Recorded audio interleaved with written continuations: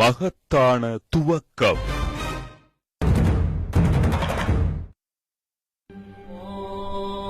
கேரளாவின் கொடுங்கலூரில் இன்றும் கம்பீரமாக காட்சி தருகிறது இந்தியாவில் முதன்முறையாக கட்டப்பட்ட இஸ்லாமியர்களின் மசூதி. தென்னிந்திய துறைமுகங்களையும் தெற்காசிய துறைமுகங்களையும் இணைக்கும் முக்கியத்துவம் வாய்ந்தது கேரளத்தின் மலபார் கடற்கரை. அரேபியாவிலிருந்து வருகை தந்த வணிகர்கள் கேரளாவில் புதிய மத சிந்தனைகளை விதைத்தனர்.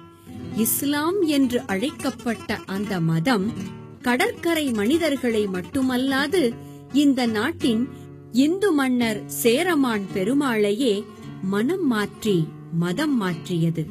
சிற்சில அதிசயங்களை நேரடியாக உணர்ந்த மன்னர் சேரமான் பெருமாள் மெக்காவிற்கு சென்று இஸ்லாத்தை தழுவினார்.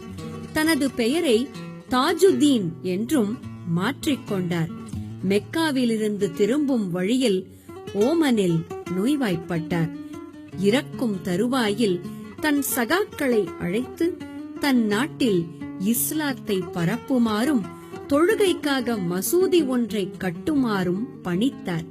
கிபி 629 வருடம் மாலிக் பின் தினார் தலைமையில் கேரளம் திரும்பிய மன்னரின் சகாக்கள் இந்த புனித பணியில் ஈடுபட்டனர்.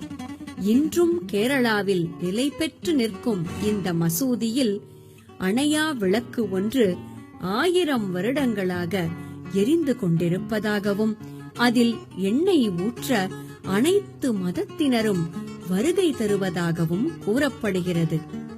மன்னர் சேரமான் பெருமாள் பெயரால் அமைக்கப்பட்ட இந்தியாவின் முதல் மசூதி சேரமான் ஜுமா மசூதி என்ற பெயரில் கேரளாவின் கொடுங்கலூரில் உருவானது ஒரு மகத்தான துவக்கம்.